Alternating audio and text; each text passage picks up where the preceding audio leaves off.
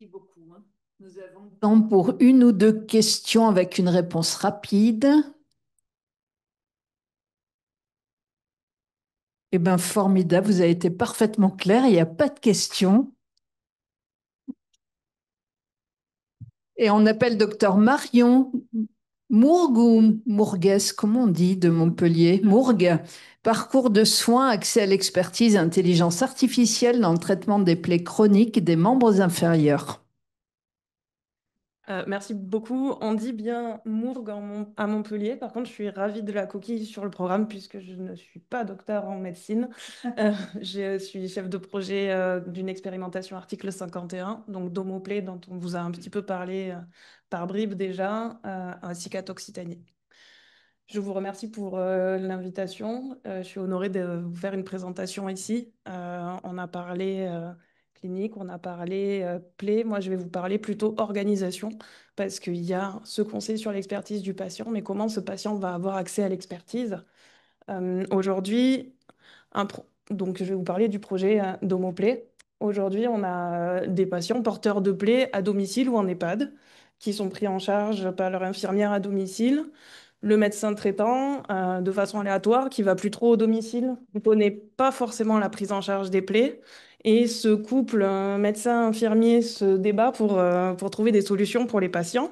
Si cet infirmier fait une formation en plaie et cicatrisation ou passe un diplôme universitaire en plaie et cicatrisation, ben, il va recevoir des messages comme ceci de ses collègues qui vont lui demander, ben voilà, qu'est-ce que je mets sur cette plaie?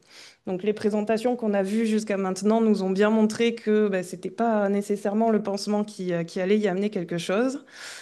Donc pour éviter voilà, des bidouillages au domicile, il y a des professionnels de santé qui se sont rassemblés pour aider leurs collègues qui prennent en charge ces patients à domicile, en EHPAD ou dans des établissements de santé.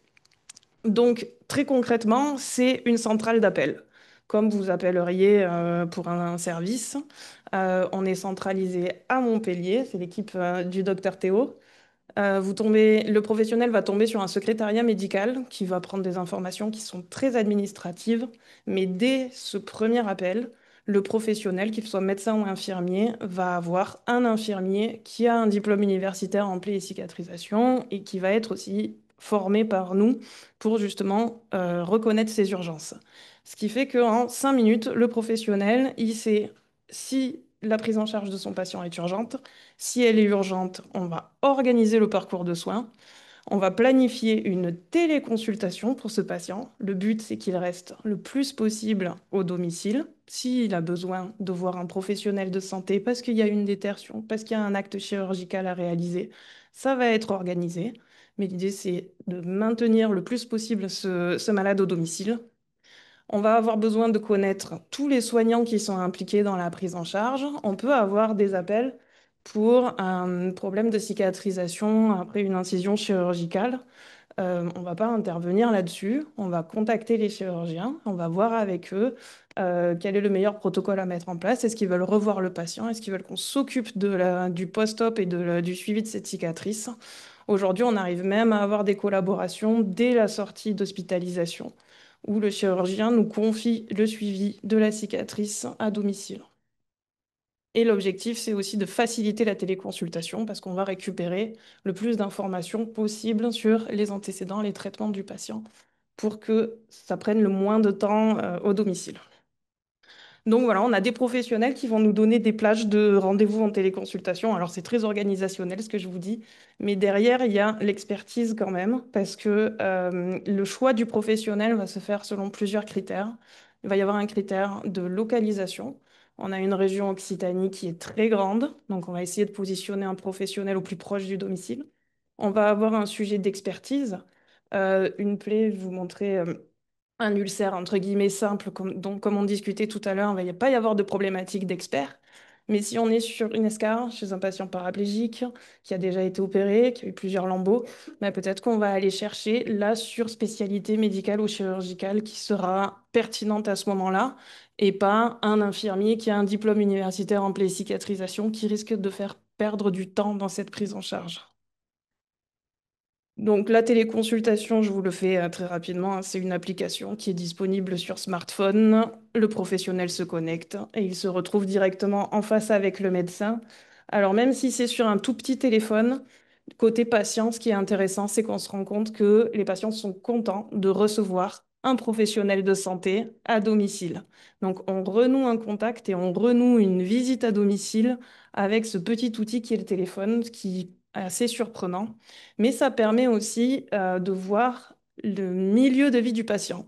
Comment il est assis, comment il est positionné, comment est le lit, comment sont les chaussures, comment est l'habitat, est-ce que c'est insalubre, est-ce qu'il y a des animaux, etc., etc. Donc au-delà de la prise en charge de la plaie et des pathologies concomitantes, il va y avoir vraiment une réflexion sur le mode de vie du patient.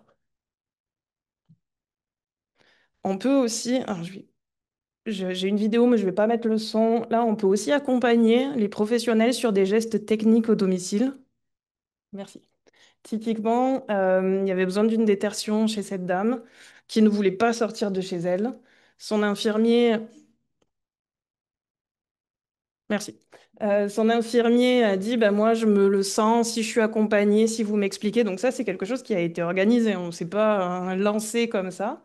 Mais voilà, l'infirmier avait un bistouri, un petit peu d'antalgie pour la dame, et on a avancé. Et il en a fait un petit peu ce jour-là, et il a continué le lendemain jusqu'à l'enlever complètement. Donc il y a plein de choses qui sont possibles aussi directement sur le lieu de vie du patient.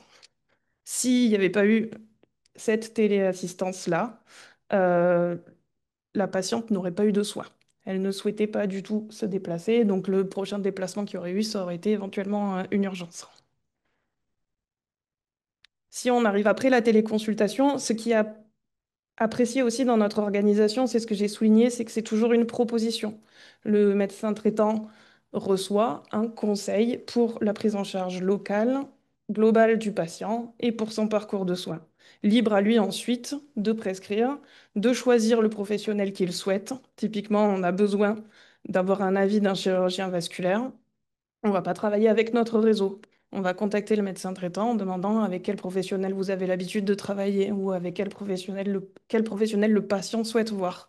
S'il n'y a pas de filière déjà existante, ben là, on va regarder en fonction des délais et du territoire. Donc, cette proposition reprend une proposition générale, tous les éléments qui nous auront été donnés, les antécédents, les traitements, les facteurs de retard de cicatrisation, un récapitulatif de l'ensemble des plaies du patient, il peut y en avoir plusieurs malheureusement, et ensuite, plaie par plaie, une photographie de la plaie au jour de l'évaluation et un protocole local. Parfois, c'est le seul moment où le médecin traitant va voir la plaie. Aussi, ça lui permet d'avoir des nouvelles du patient parce que quand l'infirmier va au domicile à 7 heures du matin, il déballe le pansement, il referme le pansement. Et quand le patient voit le médecin va au cabinet, il n'y a pas forcément de déballage de pansement pour avoir une évaluation de la plaie. On parlait de cet appui expert à la téléconsultation, ces fameux coordonnateurs qui vont faire le triage, je vous disais, pour savoir si on planifie la téléconsultation ou s'il y a une orientation. Cette coordination, elle est là tout au long du parcours de soins. L'objectif, c'est de faciliter le diagnostic de la plaie, s'il faut orienter le patient vers un professionnel spécialiste. S'il y a une situation d'urgence, l'évaluation de l'objectif de cicatrisation, avec un objectif d'éviter les hospitalisations par un passage aux urgences. Si le patient doit être hospitalisé, ça doit être fléché. Donc, on avait quand même une organisation assez innovante et est apparu les expérimentations article 51 qui nous permettaient de tester ces modèles.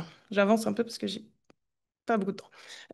Donc, il fallait expérimenter un financement forfait sur tout le parcours de soins de ce patient en créant un modèle médico-économique et démontrer que ce qui avait été fait sur Montpellier pouvait fonctionner sur l'ensemble de la région Occitanie, tout en démontrant une économie pour le système de santé. Donc, l'évaluation que je vais vous montrer aujourd'hui porte sur l'efficacité et l'efficience médico-économique. Tout ce que vous voyez autour a été évalué, mais c'est plus sur comment s'est fait la diffusion, comment a été la gouvernance, quelles étaient les instances de pilotage, etc., la satisfaction des patients, et le modèle économique pour nous, est-ce que c'est soutenable pour la structure? Donc, il y a eu un appariement de patients entre les patients qui étaient effectivement inclus dans notre dispositif et un échantillon aléatoire de patients qui sont dans des régions où il n'y a pas ce type de système qui allie téléconsultation et appui à la coordination du parcours, apparié sur l'âge, le sexe, le type de plaie et le lieu de résidence du patient. On constate qu'on a des épisodes de soins, déjà qu'il y a beaucoup de significativité dans nos résultats, des épisodes de soins qui sont plus courts, avec moins de récidives, moins d'hospitalisations, des hospitalisations qui sont plus courtes. Lorsque l'hospitalisation est causée par une plaie, on en a plus dans le côté d'omoplée, mais on se rend compte que les durées d'hospitalisation sont plus courtes parce qu'on essaye d'orienter la pertinence de ces hospitalisations. On va avoir plus de pansements différents utilisés sur les patients, mais avec nettement moins de boîtes de pansements consommées. Donc une économie aussi pour le système de santé. Et sur les remboursements, si on additionne ce qui va être remboursé pour ces patients en ville et ce qui va être remboursé pour ces patients à l'hôpital, on constate un écart de 11 000 euros par patient en moyenne. Donc on réduit de 164 jours la durée de prise en charge de la plaie, la durée effective de plaie chez le patient, avec 15% de récidive en moins en ayant cet appui coordonné, 7% d'hospitalisation en moins avec des séjours 22% plus courts et donc cette fameuse économie de 11 000 euros par patient. Donc l'intérêt de capitaliser sur l'organisation des soins en étant au domicile du patient, on rend aussi pertinent la prise en charge parce qu'on connaît son mode de vie. Le patient qui est peu observant, qui va pas marcher, ben on va essayer de trouver justement des bandes de compression qui sont plus pertinentes. On va voir s'il a un jardin. Le docteur Maloisel parlait d'activité, mais ça va pas être de l'activité physique ou du sport parce que quand on dit ça à quelqu'un, ça peut effrayer, mais voir au domicile qu'est-ce qu'il est possible de faire et, euh, et toujours adapter au mieux. Et ce dialogue avec l'infirmier est très important pour le professionnel parce qu'il va pouvoir recueillir des informations que le patient ne va pas lui donner en consultation. Donc on a vraiment une personnalisation de la prise en charge des soins.